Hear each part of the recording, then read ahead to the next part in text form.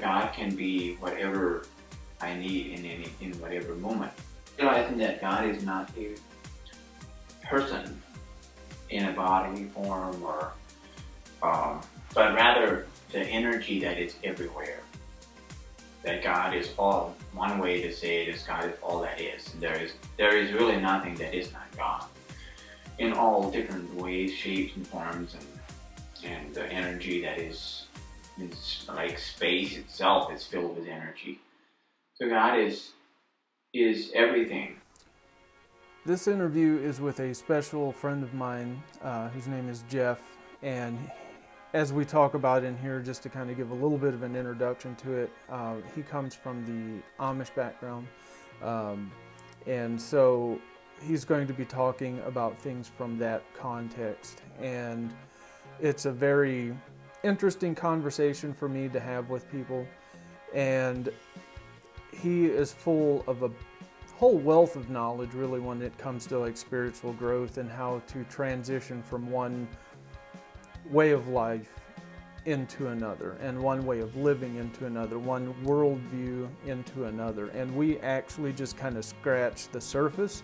I'm going to have to interview him at another time to get a little bit deeper into it, but this one here I think is a very good conversation. I'm going to let you all know that I lost the good quality audio, I guess you could say. I was recording separately on a mic that you see there, but something happened to that audio and I lost it. So I had to use audio off of the original camera that we were recording from, which took a lot of doctoring just to kind of get it to the point that it is now, which is not horrible, but it's also not really good. So I'm still figuring this whole thing, kind of trying to get my legs under me with that. But I am just going to kind of cut over to the interview now, but that was just a very brief introduction to Jeff and kind of his background and where he's coming from on everything. So enjoy. So, and we'll just have a conversation after this or whatever, but can you just kind of talk about your history, kind of where you come from, who you are, all that kind of stuff? As far as I grew up, I born and raised into an Amish family, and I guess that was the growing up in that culture with the religion and the rules and regulations. Of course, growing up in the culture, you never knew anything else, so that was just the way it was. But of course, a lot of the stuff that goes with it, there's lots of good things that I will always take with me when it comes to like the community thing and the work ethic and things like that I will always carry with me. And then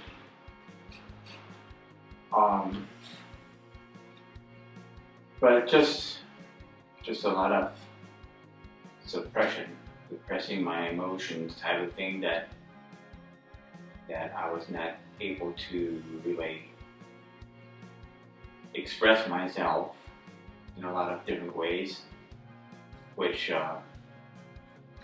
led to physically, emotionally, spiritually, all of those ways I was not really able to be healthy, I guess, in that sense. But then growing up later on in my life, getting married, and after a couple years of marriage, we decided to leave the church, leave the Amish church. And of course, from there we went into another group of religion in a way, I guess. I guess when I left my own my parents' house is when I started being a little more, starting to grow within on my own 2 feet, I guess you would say. Um, Realizing that not everything has to be seen through somebody else's eyes. I can actually think for myself. And it took a while until I could actually start thinking other than through somebody else's viewpoint Would- just that kind of thing, I guess. Which is kind of crazy, actually. Like when you come from Amish or Mennonite background, you're taught how to work from a very young age and how to think as far as work and things like that go. But as far as like actually thinking for yourself, when it comes to religion or your faith or possibly even politics and stuff like that, you're almost not, I don't even want to say you're not allowed to, but you're just kind of expected to fall underneath either parents or your church leaders or whatever. So you're not really taught how to think outside of any kind of a box with that. Is that right? Yeah, right. Like, yeah, when you're taught what to think and how to think, and it's pretty hard to think outside of that because that's your parameter. But even within that little box, I did start growing within just thinking for myself and I don't even know how to say it, like just not being under that pressure of trying to perform for somebody else, and realizing that I could do things for myself, and I could actually think of something on my own, and I could actually figure out something, and I could follow through, and I could be successful. Because I was very much like, just had the idea that it's going to not work, or this sort of like this failure syndrome, where it's just like, I would almost like expect something to go wrong before I succeeded with anything. Mm-hmm. And if you're saying if you thought about branching out anything, like even in your own train of thought, like trying to figure anything out on your own, you just kind of thought that it would probably fail. Yeah. Yeah, even like trying to build something with wood, or trying to do something, I remember in the barn, there were some things I needed to build for myself. But I just, didn't really have an idea of how to build something without somebody either doing it for me or telling me how to do it. Mm-hmm. So even though that sounds very, how would I say, very simple, but it was still sort of like the starting of just getting out of the just being under all that control. And how old were you at that time, do you think, roughly? Well, when we married, I was 26. So yeah, from there, of course, it took a while until, I can't remember how many years it was until there was these ups and downs in the spiritual journey and the personal journey of just being a lot of shame, guilt, just stuff that you felt like you couldn't share with anybody else. And What type of shame and guilt, like where did that come from? Just like from what the religion taught you as far as like who you were as a person?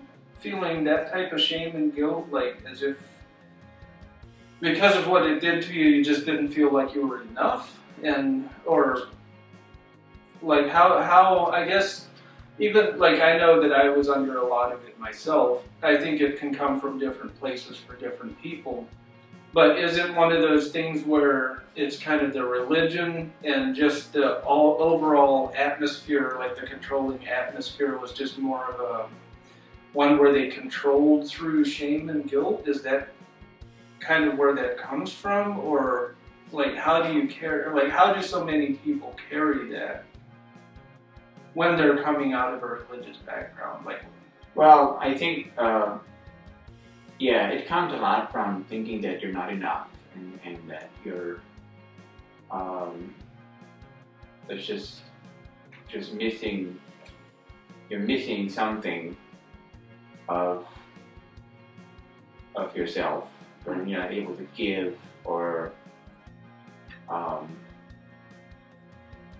yeah. I mean, for me, it was a lot of sexual things as well, and where things were simply not shared.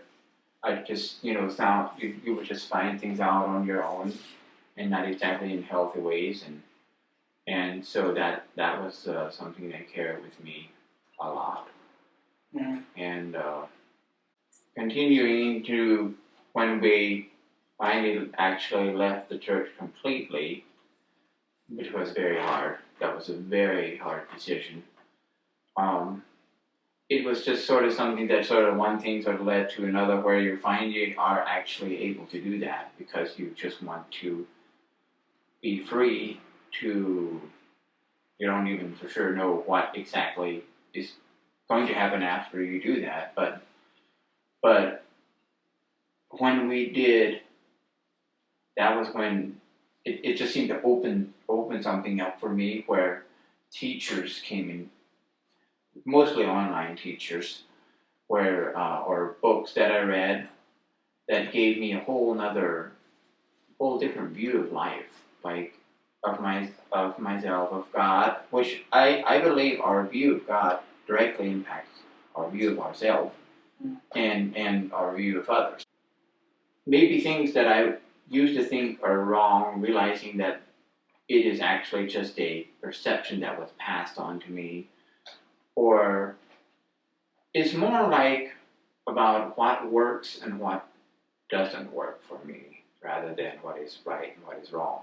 Yeah. Because when you have the right and wrong paradigm, it's like somebody is telling you what is right and what is wrong, and then if you just accept that, you don't even really.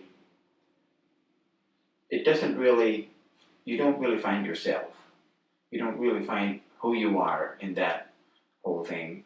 But if it's more about like what works for you and what doesn't work, and that can even change as you grow, and but yeah, there's just no. It's not a obligation thing. It's more like a life you just live. Yeah. And you're kind of told, I mean, you're not necessarily told exactly who you are as a person, but yet you kind of have to fit, like, so I want to touch on, I guess, a couple things. Like you're kind of taught what box you have to fit into. You can kind of be who you want to be as long as you fit inside of a certain box. So that would be the whole thing of not really being able to find who your true self is, right? Right. Yeah, because, I mean, it's like, we find this in a lot of different circles. It's not even just Amish, and it's not even necessarily just religious. It can be political. You can be a Republican or a Democrat or whatever, as long as you stay within a certain box. Like you're free to be who you want to be as long as you don't leave a box. And so that's kind of what you meant. Is that what you meant when you were talking about, like, in that environment that you can't necessarily figure out who you are? Truly. Well, yeah, right. Like the thing of, you can't really discover yourself when everything has already been made for you to supposed to be able to fit into, like you were saying. Like if you only have those things to go by, then you can't really figure out your own. It's almost like a blueprint that you're supposed to be like that. Mm-hmm. but it's not authentic. It's not like who am I from the inside out. Mm-hmm. It's more like behaviors are supposed to fit into, or ways of thinking. You're just expected to think, Mm-hmm. uh, and the way you perceive something is the way you're going to live. That's another thing that I discovered through my readings and listening to audios and stuff, is that I thought was pretty profound. Is that how you perceive something is how you're going to live it out. You can't believe or perceive something and live something else.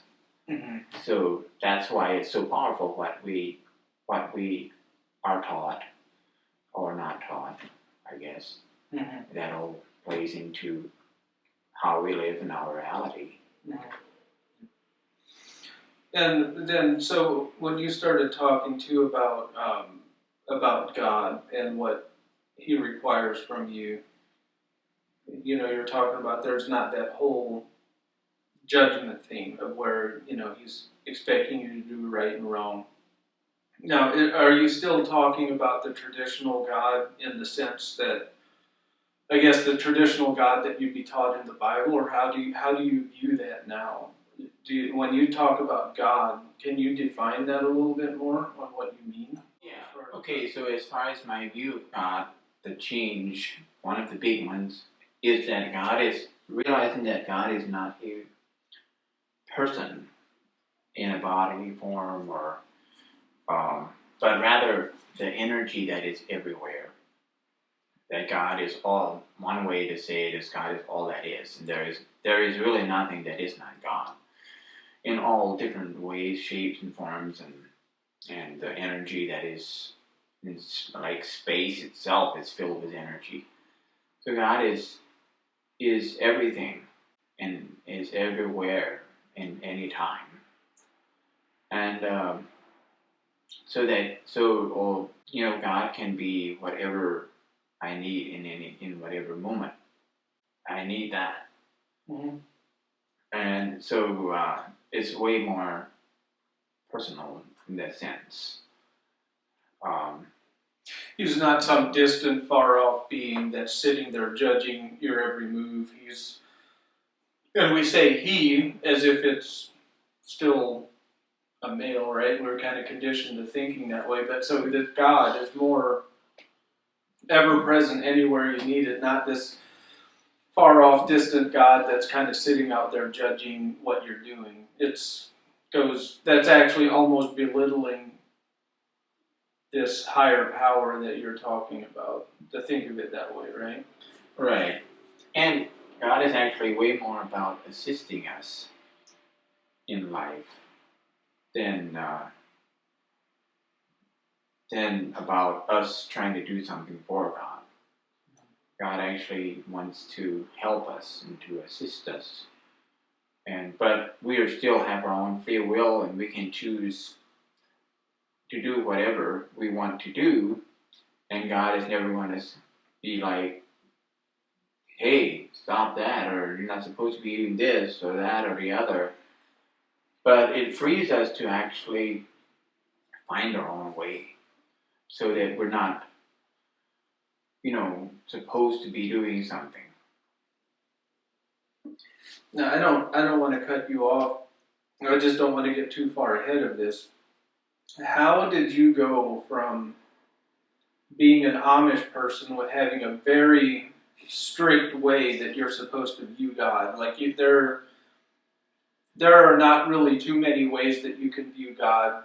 For one, inside of Christianity, but let alone inside of the Amish religion. Like, how did you go from viewing God in the traditional Yahweh, Zeus-like figure to viewing God as this ever-present energy and being that is kind of that permeates everything in the universe? Like, how did you go from one to the other? Well, that's been I guess, step-by-step journey. Really, it's not like it didn't happen all at once at all. It just came from, I mean, the biggest step obviously, so for one was like from the Amish church to the non-denominational church was a step where the Holy Spirit was more involved. So it was the Holy Spirit who was, assisting us or helping us, or it was all about the Holy Spirit, which is more in the sense of a formless being. But of course, still in that setting, it was still God, and God the Father, God the Son, and God the Holy Spirit. However that works, right? But anyway, so from there, you just somehow I was open to. I don't even really know how I was open to the idea that God is simply in essence. Is simply in essence. But really, we are. One time, I still remember when I was talking with God about something, and then God said to me, "You are God on the earth." And I mulled over that, and I was like, "I am God on the earth." And it didn't make sense to me at all. I was like, that's almost like heresy or something, Oh, yeah. And I never told anybody that. I heard that in myself, in my heart, my spirit. But I think that might have, opened me up to more of when I be more open to more expanded, I would guess you would say an expanded view of God. And that would have still been inside like the evangelical type of church. You left the Amish and you were more in the non-denominational realm at that point. Right. Okay. Right. Yeah, because that type of stuff would be kind of considered heretical in a way.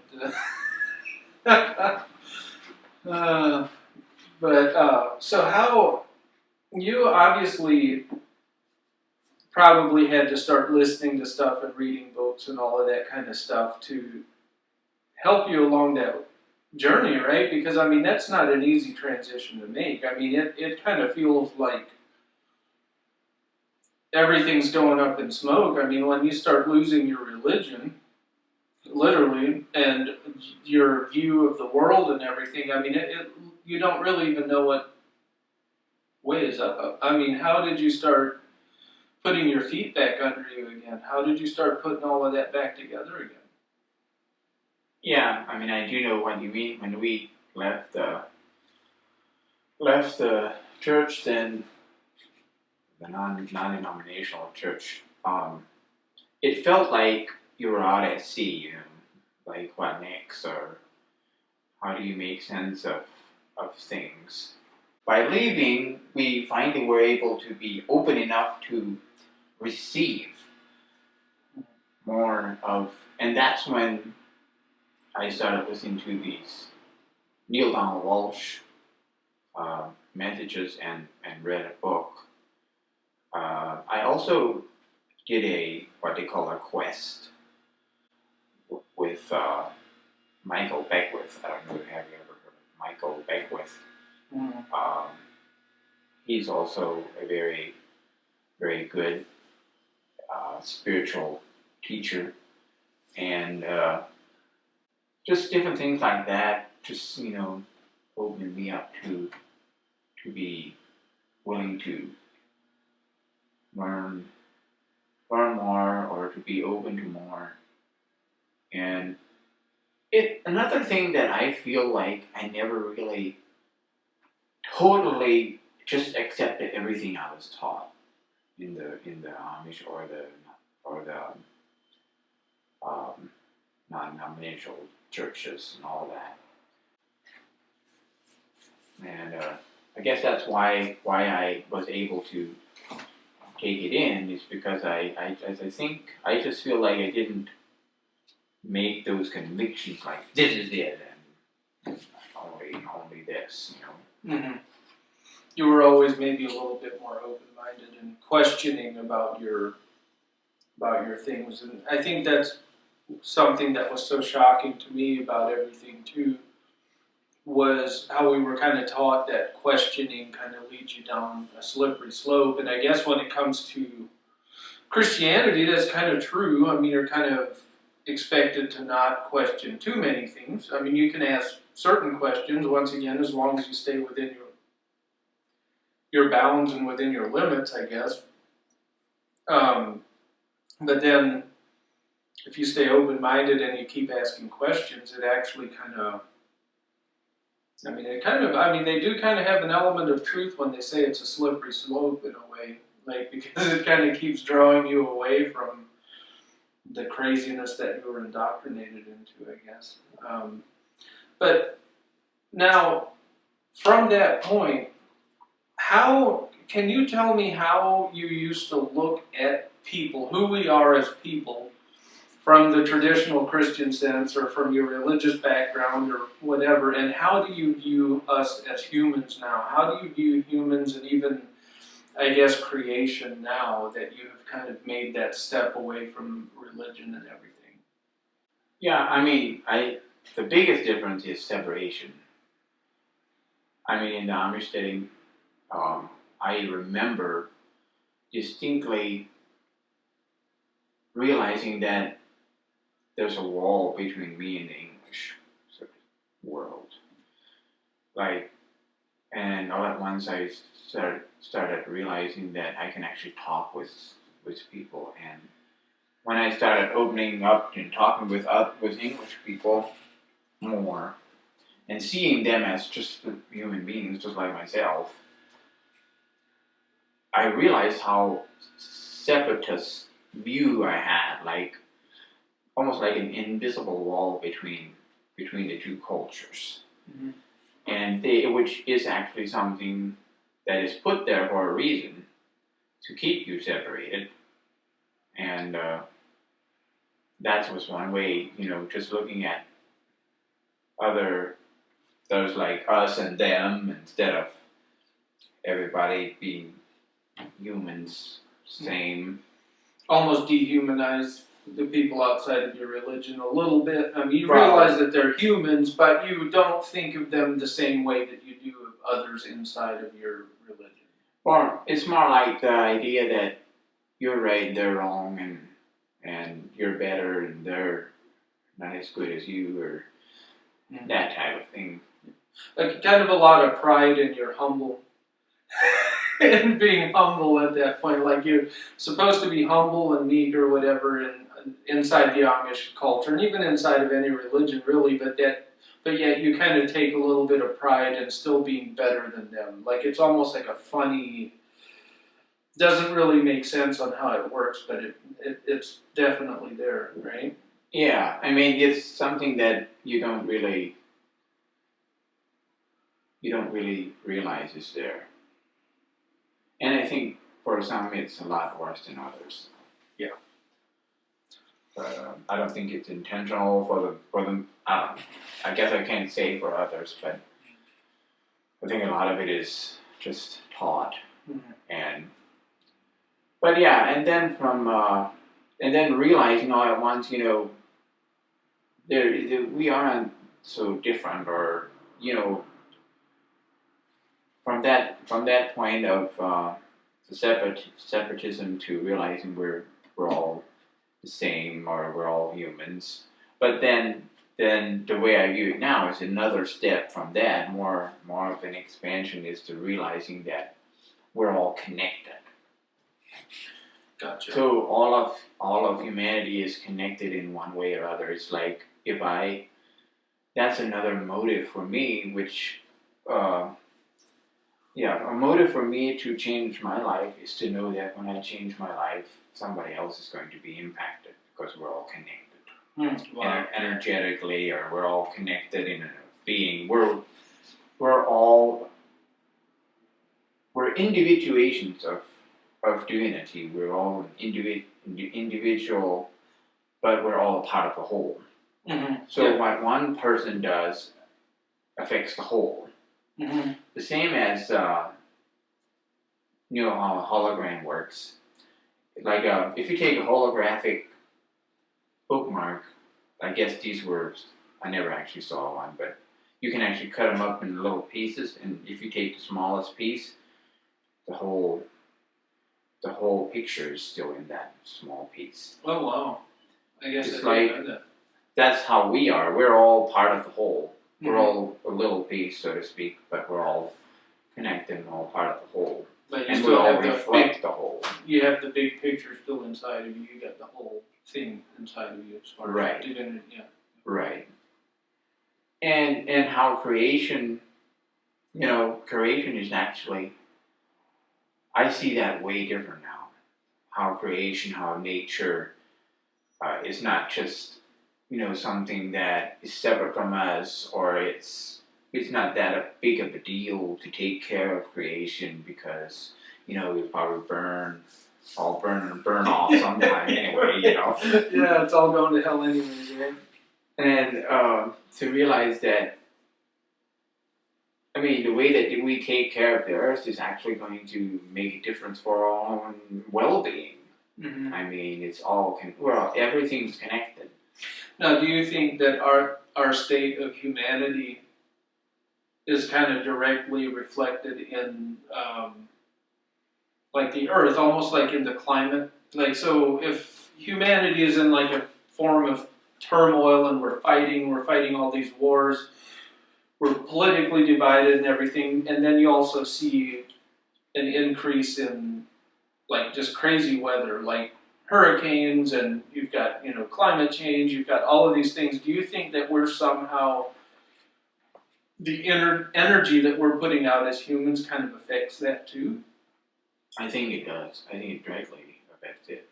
Kind of like a spiritual pollution, and like how they talk about emissions and stuff from cars and factories change the climate, but our energy that we're putting out there is also kind of polluting it in a way. Yeah, I mean, I think that we have dominion over the earth, but dominion doesn't mean control. Dominion means to take care of.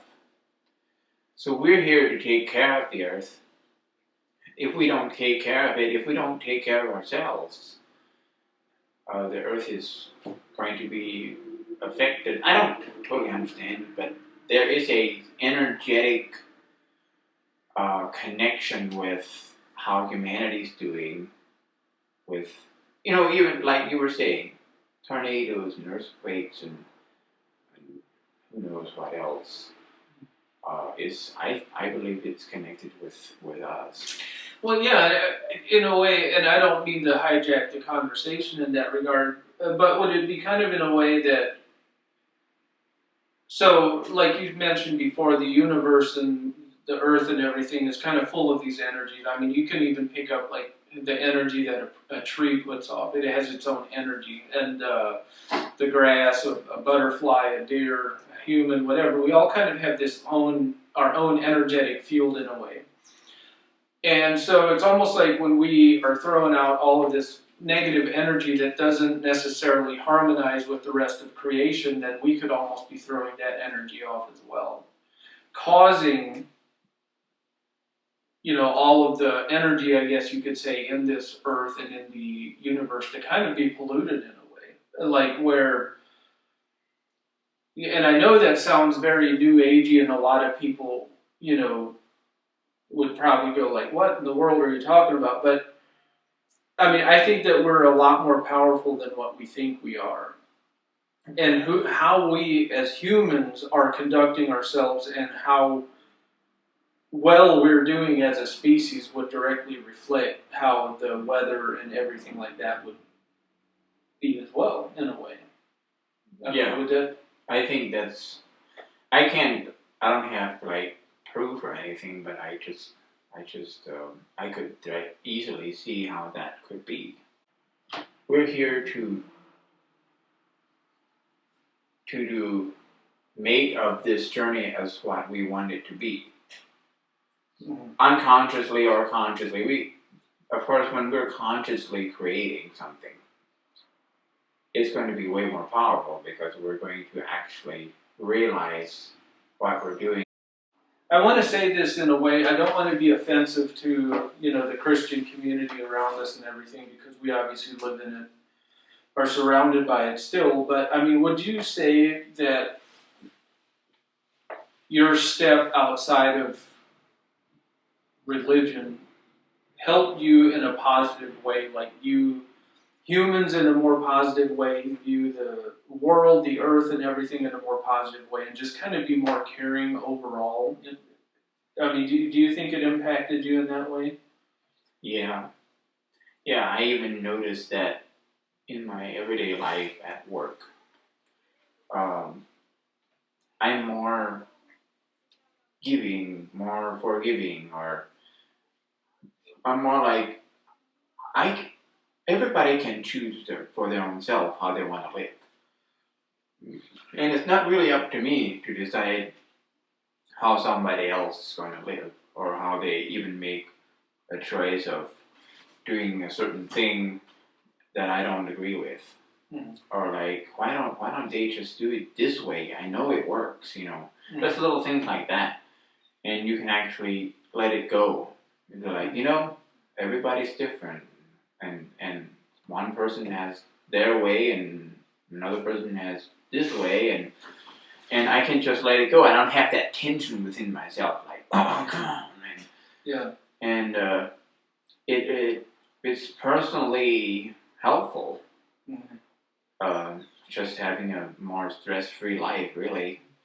It doesn't work always, but I have more of that idea of giving people space to live their life the way they see fit, or To be less judgmental. yeah, totally. Yeah. Which is kind of funny. I mean, because when you're inside of Christianity and stuff, I mean, the big thing that people always try to say is that you're not supposed to judge.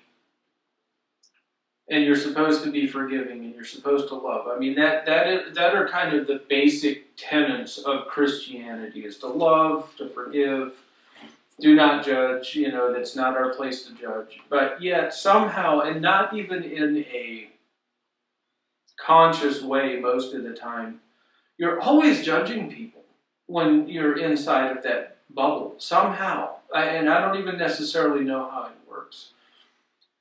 And you're always, even though you think that it's not your job to save somebody, you're always wanting them to live a certain way. Like, I mean, how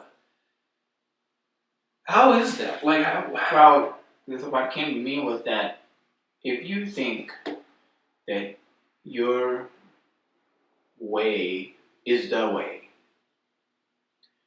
if I believe that my way is the only way to heaven, so to speak, then I already am judging everybody that is not doing that. Not really judging them that because they're bad or anything, but just because they're not doing it this way. Mm-hmm.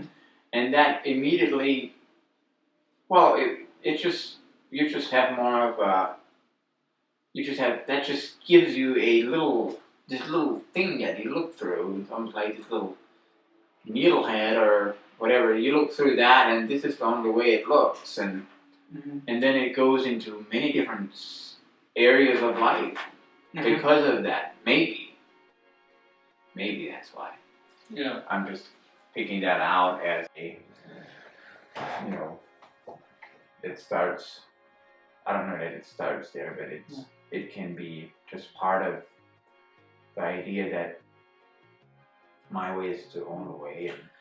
Well, I think you make a very good point there, that regardless of how much you want to say that religion, your religion tells you to not judge people, that if you prescribe to a religion that says you have to do or be a certain thing in order to make paradise, to make heaven, to be in the inner circle, then you're already at that point being judgmental.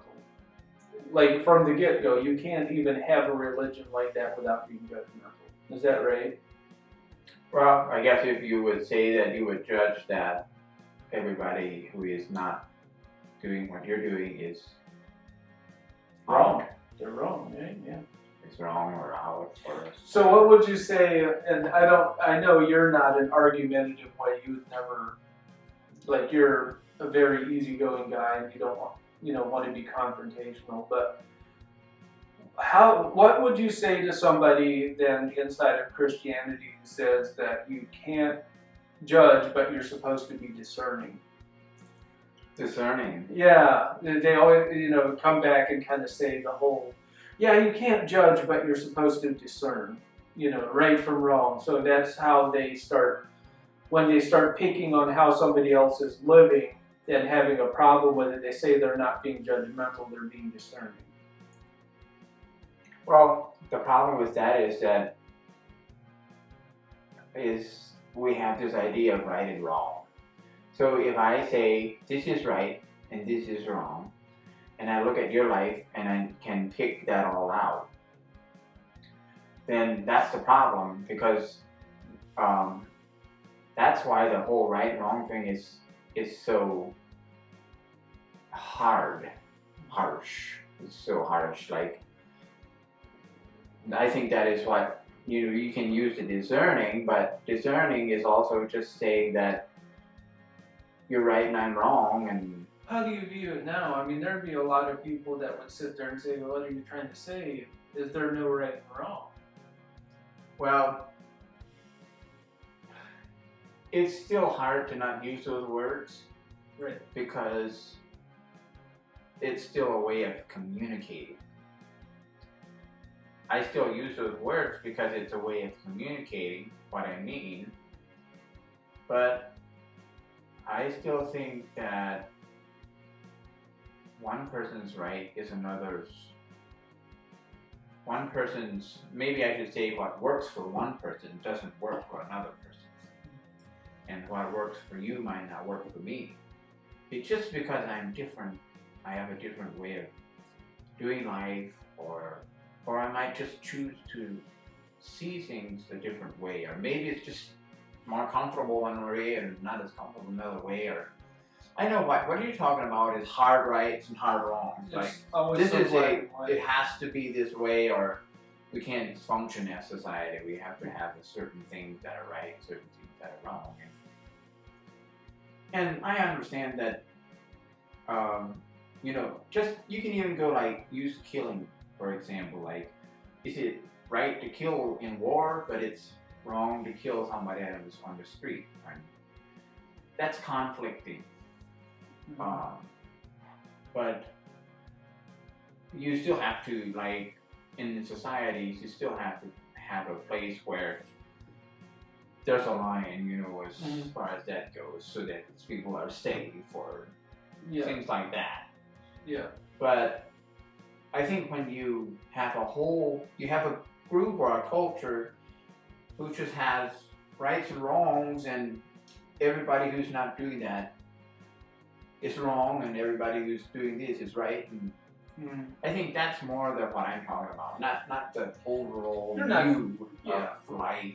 And you're not jumping to the extremes of like what you're talking about, like murder and harming other people. You're talking about the types of lifestyles and stuff like that people would have, and the way that you conduct yourself in general.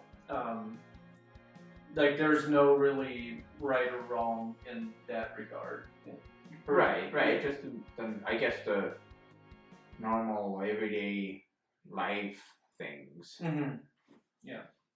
I don't know. It's sort of hard to make a clear statement on some things, but no, I think that's right. I think it's more varying degrees of people acting out of their true selves. It's not so much that when somebody does something mean to another person, even let's even take it as extreme as murder that we see on the streets, right? We could easily say that that's wrong, and I don't even blame people for that, but it's almost more of to what degree are you not acting out of who you really are? Like, if you're willing to go do harm to another person, it almost is a reflection of the harm that has been done inside of you, and something on the inside of you that is causing you to act in a way that you would not normally act if you were your true self.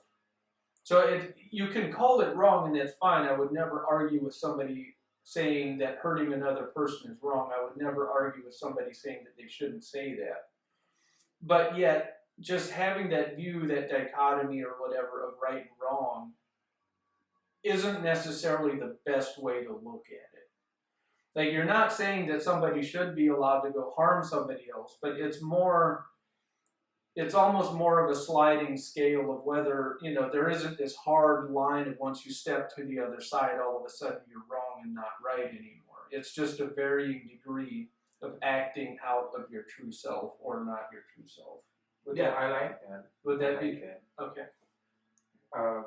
That the more that we know who we are, the more we act from that space. Yeah. Totally. I like that. So, and I know we're kind of dancing around that subject a little bit, but who are you at the deepest level as a human? Who am I? At the deepest level as a human, who are we? I mean, I guess love.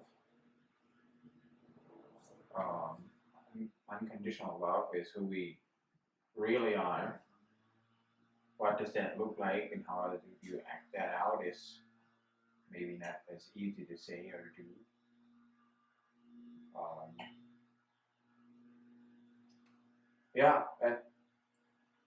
That probably looks different to one person to another too. Mm-hmm. And I am still very much discovering what that means for myself. Mm-hmm. I think that the more that we, something that I've been challenged with from more than one angle from maybe a person or a video, or is that meditation is a good thing. And that I think you can actually build your love from within by going within, I guess you would say. Mm-hmm. A really good saying that I like is that if you don't go within, you go without. Wow. Yeah. I thought that was pretty clever. That kind of has a double meaning there, probably, huh? Yeah. Yeah. If you don't go within, you basically go without the benefits of that Mm-hmm. in your life. And you probably go without on the outside of yourself to try to find meaning and purpose and everything else outside of yourself. True. I didn't even think of that, but yeah, that's totally true. Yeah. When you're looking for everything outside of yourself to make you happy or to fulfill you and you just never quite get there. And we're kind of going to have to start wrapping things up here in just a little bit. So to cut in there a little bit, are you allowed to, when you look at life now, are you allowed to make decisions based off of what makes you happy now? That's a good question. I still struggle with that. Like, I still have this thing that wants to come, and one of the things that I've noticed is how I'll think somebody else can do that, but I can't. Mm-hmm. And really what it is I'm not allowing myself to do whatever that is. Somehow. I'm not sure how to break through some of that stuff where you feel like somehow you feel like you don't have the right to do that. Mm-hmm. I don't know. It's weird. And you're not necessarily supposed to make decisions based off of what makes you happy either. Like, it's almost like from a religious, and even, I don't even just think it's religious people. I think we have it so ingrained even in our culture that if you make a decision, and I know there's this thing about you don't always do what makes you happy. Like when you go and a friend asks for help, you might not necessarily like what you're asked to help them with, and you do it out in selfless way. Like there's this thing of you can be self-sacrificial, but making a decision for your life in general of where you want to go and what you want to do based off of what makes you happy. It's not as selfish as what we were taught, is it? No, because the bigger thing from that is what makes you happy is going to benefit other people. See, the biggest problem that we don't even realize is that when we're doing stuff that doesn't make us happy, we're not benefiting society, we're not benefiting the people who are close to us, and most of all, we're not benefiting ourselves. Mm-hmm. And we think by sacrificing, self-sacrifice, and doing all these, whatever it is that we're thinking is making it, we're doing it actually thinking that we're doing something good, but it doesn't really flourish, or it doesn't really, give off that energy because it's not coming from joy or from loving ourselves. So then you're just this angry, bitter person going about your life, treating other people rudely and disrespecting people and being a grouch at work and all of those things because you're not happy, right? I guess. I was. I mean, that's how it affected me, I guess you could say. Yeah, and even knowing that it's okay to do things just to make yourself happy is still very hard for me. I still have to break through that whole thing. It's weird. So powerfully ingrained. It's ridiculous. We're going to try to wrap this up. Try to be respectful of your time here. What, in conclusion, is there anything in particular that you would want to throw in here? How this whole transition from religion into a more holistic spiritual living has affected you and your view of things? What did you go through and all of that? Was some of it fun? Was it traumatic? Was it any other thoughts on that? Yeah, very traumatic in some ways. Probably one of the biggest hurdles was leaving the Amish. That was very hard because you were leaving everything behind. Yes, we still not that. Of course, we still had our family all around us and all that, but still, it was that almost like you made a clean break or something, and it was just never the same after that with family and so that was very hard, was very traumatic for me, and then leaving it all together, that was actually not as hard as leaving the Amish was. But the reward of all of that is that it's like a whole new world has opened up for me. It's like I have this realization that I can actually create my life. I still don't necessarily know how to do all of that and another big thing for me is to be willing to change, be willing to, it's one thing to know that there's opportunity, but it's another thing to actually grab onto it and do something with it. And so that's, for me, my biggest challenge is to grab onto the opportunity that's right in front of me. Mm-hmm. And that is that I can create my life and that God is for me, not against me. And God is assisting me, helping me, not asking anything of me, and God loves me unconditionally. There's really nothing that I have to do to be accepted or to,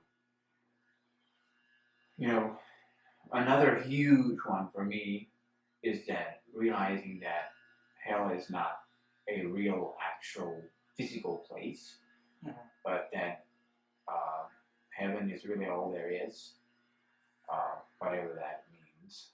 I don't know for sure, but I just know that I'm here in the physical world to, as a spirit, you can't physically drink things, you can't experience the 3D world, three dimension world. So we come here to experience life in this dimension and to realize who we are, to bring that more into fullness of who we really are, to experience our wholeness as a spiritual person in the physical world. I really think that is our purpose here. Yeah. And the more we do that, the better world it will be here. And did you get to choose to be here then? The life that you get to live? Okay. Like, did you get to choose this life on this earth? Do we get to choose this life? Yeah, like, so I think we free, did. Did you start out as a being on this earth, and did your free will start when you were born, or did you have it before you came here? I think we had it before we came here. I think we actually choose to come because there's something we want to experience, and there's something we want to maybe manifest even more than we did the other time. Yeah. Yeah. No, that's good. That's good. I like it. I like it a lot. Yeah. Good. So yeah, it's realizing that we're here to experience life rather than being on a destination journey. You know, we're not here just so we can get there again. Right. You know, we didn't come here just to get to heaven. Mm-hmm. We actually came here to experience life here. Yeah. And you know, we all have this time in our life where we really don't know what's what, but then things start becoming clearer and clearer as we journey along, I guess. Mm-hmm. Yeah. And so do you think that you as a being, like, and humanity is kind of evolving down the same path where at some point in time most of humanity is going to know the truth of who we really are and what we're going to do? Yeah. You know, it's not a matter of whether we're going to wake up, but when. Mm-hmm. You know, that's another reason that that's motivated me to make this lifetime count, is that I'm here right now, and I'm here to wake up to more of who I am. And if I am going to wake up sometime, why not do it now? And that's my challenge for myself. Because, you know, I can wait around and mess around, but hey, it's going to happen. Why not do it now? Kind of makes the whole vengeful, judgmental divinity thing look super small and just way too small for who we really are. Like, I look at that type of thing as looking at God as vengeful and stuff like that is just really so belittling. And then obviously, it also kind of makes you get out of the whole main cultural thinking of like economics and prescribing to a certain economic form, and the work, eat, sleep cycle kind of makes you think outside of that box, and even just the religious box, and it just kind of, if you stay within those boxes, it just kind of ruins everything. It's kind of smaller. In a way, it's kind of beneath who we are as people, if you look at it in the way you were just describing, right? Yeah, it's more of the unending possibilities type of thing. Yeah. Well, that's awesome. Anyways, I think that's about it. I think that's about all the time I have you for here, and I really appreciate you talking about it. Sure, absolutely, my pleasure. We're probably going to have to do this again and get into some other things, but I think this is a good baseline, kind of foundational type of thing to talk about. Definitely. Yeah, sort of like a springboard. Yeah, absolutely. So with that, I'm just going to stop this here, and I'm going to do the rest of it on the editing part. Okay? All right.